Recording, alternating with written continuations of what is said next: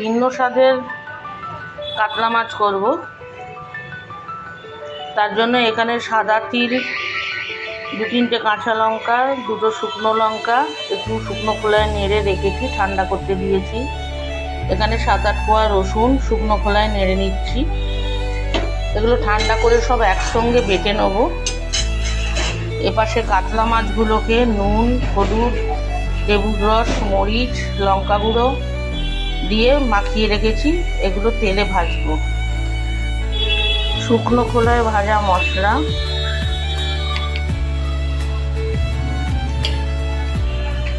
টক দই,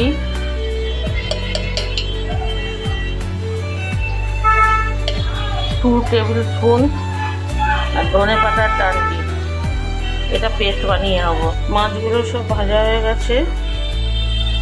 এবার ওই তেলেতেই কালো জিরে ফোড়ন দিলাম, একটা বড় টমেটো কুচো, এটাকে ভালো করে ভাজবো।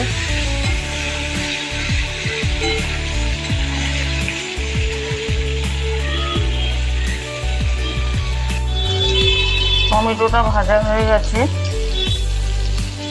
ওই যে পেস্টটা করে রেখেছিলাম ওতে 1 চামচে কাশ্মীরি লঙ্কা গুঁড়ো দিয়ে পেস্টটা ঢেলে দিচ্ছি।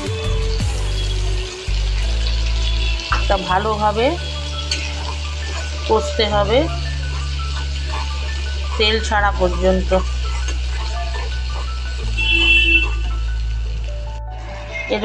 এরপর আন্দাজ মতো নুন আর 1 চামচে চিনি দিয়ে এটাকে কষছি।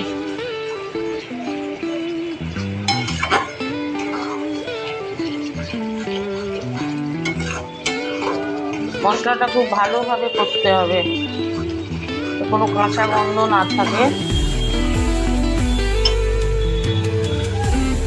মশলায় ভালো করে তেল ছেড়ে গেছে।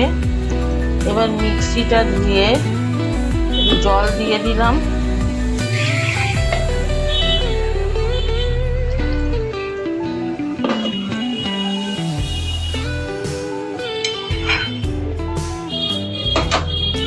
কয়েকটা চেরা কাঁচা লঙ্কা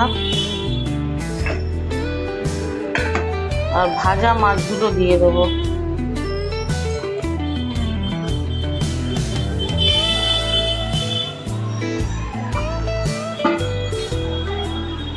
এটা একটু ঘন ঘন হবে।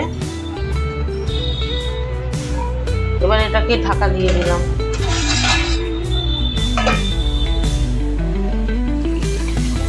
মাছটা হয়ে এসছে। এবার একটুখানি ধনে পাতা ছড়িয়ে দেবো উপর থেকে। ভালোভাবে মিশিয়ে নিচ্ছি।